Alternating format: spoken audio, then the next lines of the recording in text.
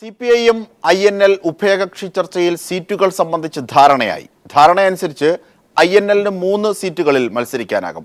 Kozhikode south, Vallikkunnu, Kasaragod എന്നീ സീറ്റുകളിലാണ് INL ജനവിധി തേടുക. കൂത്തുപറമ്പിനും വേങ്ങരയ്ക്കും പകരമായാണ് വള്ളിക്കുന്നും കോഴിക്കോട് സൗത്തും INLന് വിട്ടു നൽകിയത്. തീരുമാനം തൃപ്തികരമാണെന്ന് INL general secretary AP Abdul Wahab പറഞ്ഞു. 3 സീറ്റുകളിൽ തന്നെയാണ് ഇത്തവണയും INL മത്സരിക്കുന്നത്. അക്കാര്യത്തിൽ ഒരു തീരുമാനമായിട്ടുണ്ട്. Kasaragod assembly seat, Kozhikode south, Malappuram ജില്ലയിലെ വള്ളിക്കുന്ന് അസംബ്ലി മണ്ഡലം, ഈ 3 സീറ്റുകളിലാണ് പാർട്ടി മത്സരിക്കുന്നത്. പഠാൻകോട്ട് ഭീകരാക്രമണം അന്വേഷിക്കുന്ന പാക് സംഘം പഠാൻകോട്ട് സൈനിക താവളത്തിലെത്തി. NIA ഉദ്യോഗസ്ഥരുമായും പാക് അന്വേഷണ സംഘം ചർച്ച നടത്തും. വിവരങ്ങളുമായി ഇപ്പോൾ മനു ശങ്കരൻ ചേരുകയാണ്. മനു, നിർണായകമായ നിമിഷമാണ്. ഒരു പക്ഷേ പഠാൻകോട്ട് ഭീകരാക്രമണം എന്നത് ഇന്ത്യയെ ലോകത്തിൻ്റെ മുമ്പിൽ തന്നെ ഞെട്ടിച്ച മറ്റൊന്നുകൂടിയാണ്. ആ ഒരു സംഭവത്തിൽ പാകിസ്ഥാൻ സംഘത്തെ ഇന്ത്യയിൽ എത്തിക്കാനായി എന്നത് ഇന്ത്യയുടെ ഭാഗത്തുനിന്നുള്ള ഒരു വിജയവുമായും കാണാം. ഇപ്പോൾ സംഘം എന്താണ് ചെയ്യുന്നത്? സൈനിക താവളത്തിൽ എത്തിയോ? മറ്റു വിശദാംശങ്ങൾ.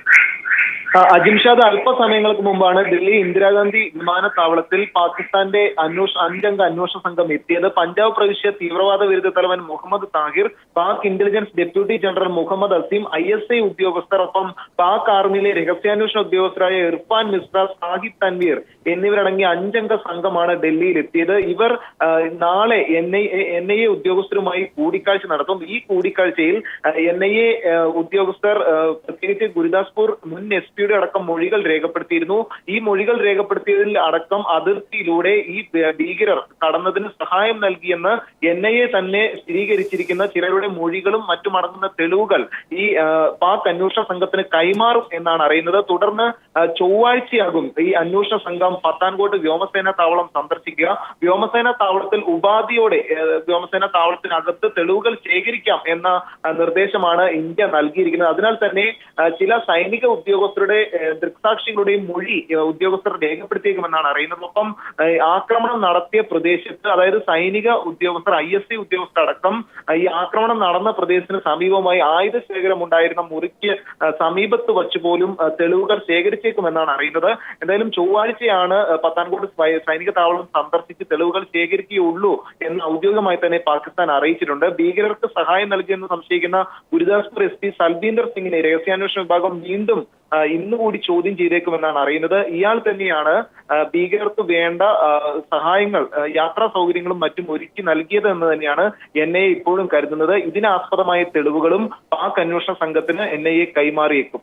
അജിംഷ, അതായത് മനു ശങ്കരൻ, ഇന്ന് ഉള്ള സൈനിക താവളത്തിലെ തെളിവെടുപ്പിന് ഒരുപക്ഷെ പരിമിതികൾ ഉണ്ടാകാം. അത്തരത്തിലാണോ കാര്യങ്ങൾ? തീർച്ചയായിട്ടും വലിയ രീതിയിലുള്ള ഉപാധികൾ മുന്നോട്ട് വെച്ചുകൊണ്ട് തന്നെയാണ് ഒരു തെളിവെടുപ്പിന് പാക് അന്വേഷണ സംഘത്തിന് ഇന്ത്യ അനുമതി നൽകിയിരിക്കുന്നത്. ചരിത്രത്തിലാദ്യമായാണ് ഭീകരാക്രമണത്തിന്റെ തെളിവുകൾ ശേഖരിക്കാൻ ഒരു പാക് അന്വേഷണ സംഘം ഇന്ത്യയിൽ എത്തുന്നത്. എന്നാൽ ISI ഉദ്യോഗസ്ഥരടക്കം പാക് രഹസ്യാന്വേഷണ ഏജൻസി ഉദ്യോഗസ്ഥരടക്കം ഉൾക്കൊണ്ടിട്ടുള്ളതിനാൽ തന്നെ കനത്ത രീതിയിലുള്ള സുരക്ഷാ ക്രമീകരണങ്ങളും ഒപ്പം കർശന ഉപാധികളും മുന്നോട്ട് വച്ചുകൊണ്ട് ഒരു തെളിവെടുപ്പൽ മതി എന്നാണ് ഇപ്പോൾ കേന്ദ്ര ആഭ്യന്തര മന്ത്രാലയവും മുന്നോട്ട് വച്ചിരിക്കുന്നത്. ഒപ്പം NIA ഉദ്യോഗസ്ഥരും ഈ പാക് അന്വേഷണ സംഘം തെളിവുകൾ എടുക്കുന്ന സമയത്ത് ഇവരെ അനുഗമിക്കും എന്നുകൂടി അറിയിച്ചിട്ടുണ്ട്. നിലവിൽ സൈനിക താവളത്തിനകത്ത് കയറിയും ഇവർക്ക് തെളിവെടുക്കാനുള്ള അവകാശവും അനുമതിയും നൽകിയിട്ടുണ്ട്. ഇതിനിടയിൽ ചില സൈനിക ഉദ്യോഗസ്ഥരുടെ കൂടി മൊഴി രേഖപ്പെടുത്തുന്നതിനായി NIA ഉദ്യോഗസ്ഥരുടെ മുമ്പിൽ വെച്ച് ഈ മൊഴി രേഖപ്പെടുത്താനുള്ള അനുമതിയും കേന്ദ്ര ആഭ്യന്തര മന്ത്രാലയം ഇപ്പോൾ നൽകിയിരിക്കുകയാണ്. അജിംഷാ, ഛത്തീസ്ഗഡിൽ കഴിഞ്ഞ വ്യാഴാഴ്ച മരണപ്പെട്ട ജവാന്റെ മൃതദേഹത്തോട് അനാദരവ് കാട്ടിയതിനെക്കുറിച്ച് അന്വേഷിക്കണമെന്ന് CRPF കമാൻഡന്റ് സഞ്ജയ് ശർമ്മ ഉത്തരവിട്ടു. കഴിഞ്ഞ ദിവസം ഹരിപ്പാട് എത്തിച്ച മൃതദേഹം എംബാം ചെയ്യുകയോ പൂർണ്ണമായ രീതിയിൽ മൃതദേഹത്തിൽ വസ്ത്രം ധരിപ്പിക്കുകയോ പോലും ചെയ്തിരുന്നില്ലെന്ന് പരാതി ഉയർന്നിരുന്നു. ഈ സാഹചര്യത്തിലാണ് ഉത്തരവ്. ഛത്തീസ്ഗഡിൽ കഴിഞ്ഞ വ്യാഴാഴ്ച മരണപ്പെട്ട ജവാന്റെ മൃതദേഹത്തോട് അനാദരവ് കാട്ടിയതിനെക്കുറിച്ച് അന്വേഷിക്കണമെന്ന് CRPF കമാൻഡന്റ് സഞ്ജയ് ശർമ്മ ഉത്തരവിട്ടു. കഴിഞ്ഞ ദിവസം ഹരിപ്പാടെത്തിച്ച മൃതദേഹം എംബാം ചെയ്യുകയോ പൂർണ്ണമായ രീതിയിൽ മൃതദേഹത്തിൽ വസ്ത്രം ധരിപ്പിക്കുകയോ ചെയ്തില്ലെന്ന് പരാതി ഉയർന്നിരുന്നു. ഇതേ തുടർന്ന് ബന്ധുക്കൾ മൃതദേഹം ഏറ്റെടുക്കാൻ തയ്യാറായതുമില്ല. ഈ സാഹചര്യത്തിലാണ് അന്വേഷിക്കാൻ ഉത്തരവിട്ടത്. ജവാന്റെ മൃതദേഹത്തോട് അനാദരവ് കാട്ടിയ സംഭവം അന്വേഷിക്കണമെന്നാവശ്യപ്പെട്ട് ആഭ്യന്തരമന്ത്രി രമേശ് ചെന്നിത്തല കേന്ദ്രമന്ത്രി രാജ്നാഥ് സിംഗിന് കത്തയച്ചു. സംഭവത്തെക്കുറിച്ച് സമഗ്ര റിപ്പോർട്ട് കളക്ടർ ഇന്ന് ആഭ്യന്തരമന്ത്രിക്ക് കൈമാറും. നേരത്തെ ജില്ലാ കളക്ടറുടെ സാന്നിധ്യത്തിൽ മൃതദേഹം വീണ്ടും പോസ്റ്റ്മോർട്ടം നടത്തണമെന്ന് നാട്ടുകാരും ബന്ധുക്കളും ആവശ്യപ്പെട്ടിരുന്നു. എങ്കിലും ജില്ലാ കളക്ടർ ഇടപെട്ട് പ്രശ്നം പരിഹരിക്കുകയായിരുന്നു. പരാതിയെ തുടർന്ന് മോർച്ചറിയിൽ സൂക്ഷിച്ചിരുന്ന മൃതദേഹം ഇന്ന് ബന്ധുക്കൾ ഏറ്റെടുത്തു. മരണപ്പെട്ട ജവാൻ അനിൽ പഠിച്ചിരുന്ന സ്കൂളിൽ മൃതദേഹം പൊതുദർശനത്തിന് വെച്ച ശേഷം വീട്ടുവളപ്പിൽ സംസ്കരിക്കും. News bureau, Alappuzha. ഉയർത്തെഴുന്നേൽപ്പിന്റെ ഓർമ്മ പുതുക്കി ലോകമെമ്പാടുമുള്ള ക്രൈസ്തവർ ഇന്ന് ഈസ്റ്റർ ആഘോഷിക്കുകയാണ്. ആത്മസമർപ്പണത്തിന്റെ 50 ദിവസത്തെ നോമ്പുകാലത്തിന് കൂടിയാണ് ഇന്ന് വിരാമമായത്. യേശുദേവന്റെ ഉയർത്തെഴുന്നേൽപ്പിന്റെ സ്മരണ പുതുക്കി ലോകമെങ്ങുമുള്ള ക്രൈസ്തവർ ഇന്ന് ഈസ്റ്റർ ആഘോഷിക്കുന്നു. പീഠാനുഭവത്തെ തുടർന്ന് കുരിശേറിയ യേശുദേവൻ 3-ാം നാൾ ഉയർത്തെഴുന്നേറ്റതിന്റെ ഓർമ്മദിനമാണ് ഈസ്റ്റർ. ലോക മനുഷ്യവർഗത്തിന്റെ പാപപരിഹാരത്തിന് പ്രായശ്ചിത്തമായിട്ടാണ് യേശു തിരുമുറിവുകൾ ഏറ്റുവാങ്ങി നിത്യജീവനിലേക്കുള്ള വഴി അവർക്ക് തുറന്നുകൊടുത്തത്. ആ വിശ്വാസം പുതുക്കുന്നതിനായിട്ടാണ് ക്രൈസ്തവർ ഈസ്റ്ററും അതിനു മുന്നോടിയായുള്ള 50 നോമ്പാചരണവും വിശുദ്ധവാരവുമൊക്കെ വർഷം തോറും ആചരിക്കുന്നത്. നീണ്ട നാളത്തെ വ്രതാനുഷ്ഠാനത്തിന്റെ അവസാനത്തിൽ വിശ്വാസികൾക്ക് പ്രത്യാശയുടെ പ്രകാശം പകർന്നുകൊടുത്തുകൊണ്ടാണ് ഓരോ ഈസ്റ്റർ ദിനവും സമാഗതമാകുന്നത്. ക്രിസ്തീയ വിശ്വാസത്തിന്റെ കാതലായ ഈ ദിനം ലോകമെമ്പാടുമുള്ള വിശ്വാസികൾ ആത്മീയാവേശത്തോടെ ആഘോഷിക്കുന്നു. ലോകം ഉയർപ്പാഘോഷിക്കുമ്പോൾ വിശ്വാസികൾ പ്രാർത്ഥനയിൽ മുഴുകും. സംസ്ഥാനത്തും ഭക്തിനിർഭരമായാണ് വിശ്വാസികൾ ഈസ്റ്ററിനെ വരവേൽക്കുന്നത്. വിവിധ ക്രിസ്ത്യൻ ദേവാലയങ്ങളിൽ ഈസ്റ്ററിനോടനുബന്ധിച്ചുള്ള ഉയർപ്പ് തിരുക്കർമ്മങ്ങൾ നടന്നു.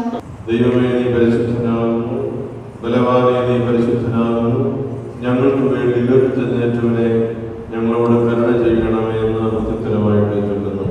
പെസഹ തിരുത്തെളിക്കൽ, കുർബാന നവീകരണമടക്കം 4 ഘട്ടങ്ങളായാണ് തിരുക്കർമ്മങ്ങൾ നടന്നത്. എറണാകുളം സെന്റ് മേരീസ് ബസലിക്കയിൽ കർദിനാൾ Mar George Alencherry, saint Francis Assisi ദേവാലയത്തിൽ ബിഷപ്പ് ഫ്രാൻസിസ് കല്ലറയ്ക്കൽ എന്നിവർ തിരുക്കർമ്മങ്ങൾക്ക് നേതൃത്വം നൽകി.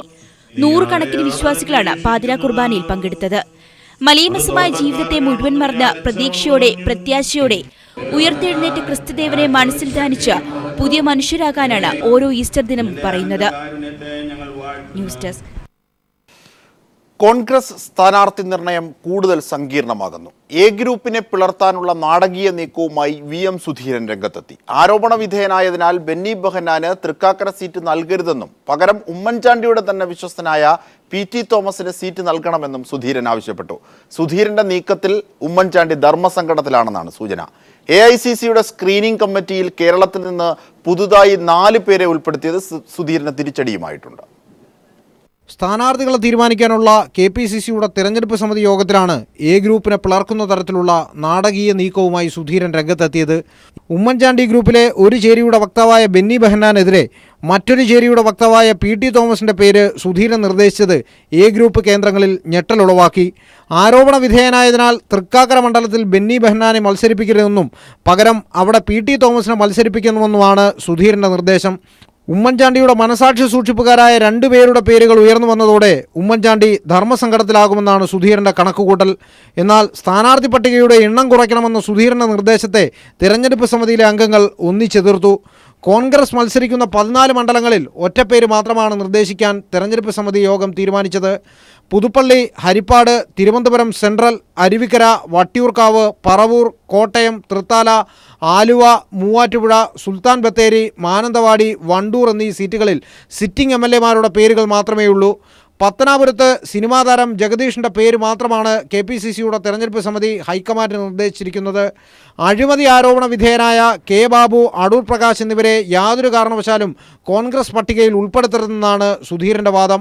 28-ന് ചേരുന്ന കേന്ദ്ര സ്ക്രീനിംഗ് കമ്മിറ്റിയുടെ യോഗത്തിൽ അന്തിമ പട്ടിക ഉണ്ടാക്കാമെന്നാണ് കരുതുന്നത്. അതിനിടെ സ്ക്രീനിംഗ് കമ്മിറ്റിയിൽ I ഗ്രൂപ്പിൻ്റെ പ്രതിനിധിയായി രമേശ് ചെന്നിത്തലയും K. മുരളീധരനും എ ഗ്രൂപ്പിൽ നിന്ന് ആര്യാടൻ മുഹമ്മദും കൊടിക്കുന്നിൽ സുരേഷും ഇടം പിടിച്ചു. ഇതോടെ കേരളത്തിലെ സ്ഥാനാർത്ഥികളെ തീരുമാനിക്കുന്ന സമിതിയുടെ എണ്ണം 11ആയി മാറി. സ്ക്രീനിംഗ് കമ്മിറ്റി വിപുലപ്പെടുത്തിയത് സുധീരന് തിരിച്ചടിയായിരിക്കുകയാണ്.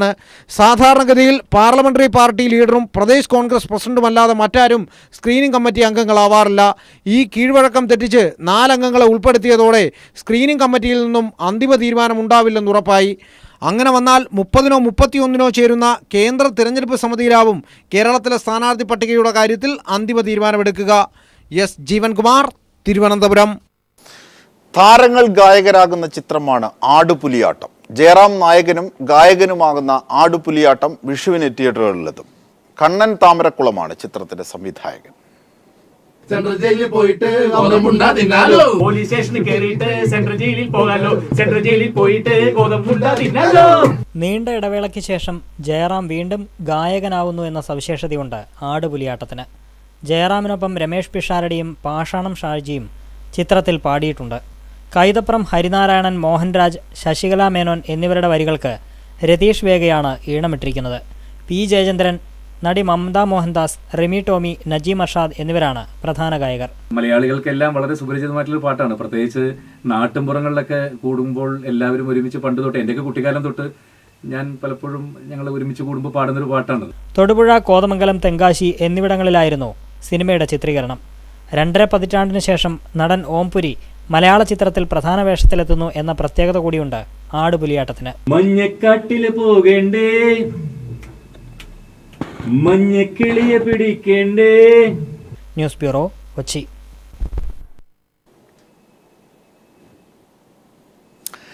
കൊല്ലത്ത് മാലിന്യം കൊണ്ട് നിറഞ്ഞ കുളം നവീകരിച്ച് നടത്തിയ മത്സ്യകൃഷിയിൽ 100 മേനി കൊയ്തു. ഡിവൈഎഫ്ഐ ആണ് കൊല്ലം കോർപ്പറേഷന്റെ സഹായത്താൽ മത്സ്യകൃഷി നടത്തിയത്. കൊല്ലം പുന്നത്തലയിലെ ചെറുകുളമാണ് നാടിന്റെയാകെ പ്രിയങ്കരിയായത്. നാശത്തിന്റെ വക്കിലെത്തിയ കുളം ഡിവൈഎഫ്ഐ പുന്നത്തല യൂണിറ്റിന്റെ നേതൃത്വത്തിലാണ് ശുചീകരിച്ച് ജില്ലാ പഞ്ചായത്തിന്റെ മത്സ്യസമൃദ്ധ പദ്ധതിയിൽ നിന്ന് സംഘടിപ്പിച്ച മത്സ്യക്കുഞ്ഞുങ്ങളെ ചെറുകുളത്തിൽ നിക്ഷേപിച്ചത്. 2 വർഷത്തെ പരിപാലനത്തിന് ശേഷം നടത്തിയ മത്സ്യക്കൊയ്ത്ത് ചാകരയുടെ പ്രതീതി സൃഷ്ടിച്ചു. ഈ പ്രദേശത്ത് നല്ല രീതിയിൽ സമൃദ്ധമായ ജലം കിട്ടുന്നുണ്ട്. അതായത് ജലനിരപ്പ് താരാതെ സംരക്ഷിക്കാൻ ഈ പ്രദേശത്തെ ജലനിരപ്പ് സംരക്ഷിക്കാനായിട്ട് ഈ കുളത്തിന് സാധിക്കുന്നുണ്ട്. ഈ പ്രദേശത്ത് ഇത്രയും വേനലായിട്ടും എങ്ങും വെള്ളത്തിന് ഈ പ്രദേശത്ത്, ബാക്കി അപ്പുറത്തെ മേഖലകളിലൊക്കെ വെള്ളം കുറവാണെന്നും പറഞ്ഞ് വളരെയധികം പ്രശ്നങ്ങളുണ്ടാകുന്നുണ്ട്. ഈ പ്രദേശത്തെ കിണറുകളിലെല്ലാം വെള്ളം അതുപോലെ തന്നെ അങ്ങനെ ജലം ലഭ്യതയ്ക്ക് യാതൊരു കുറവും സംഭവിച്ചിട്ടില്ല. രോഹു, കട്ടള, സിലോഭിയ, വരാൽ തുടങ്ങിയ ശുദ്ധജല മത്സ്യങ്ങളെ കാണാനും വാങ്ങാനും സ്ത്രീകളടക്കമുള്ള നാട്ടുകാർ എത്തിയിരുന്നു. എല്ലാ മത്സ്യങ്ങളും ഉൾപ്പെടുന്ന 200 രൂപയുടെ കിറ്റ് ചൂടപ്പം പോലെ വിറ്റുപോയി. കുളം നവീകരിച്ച് സംരക്ഷിച്ചതോടെ സമീപ പ്രദേശങ്ങളിലെ കിണറുകൾ വറ്റിയില്ല എന്നതും ശ്രദ്ധേയമാണ്. ന്യൂസ് ബ്യൂറോ, കൊല്ലം.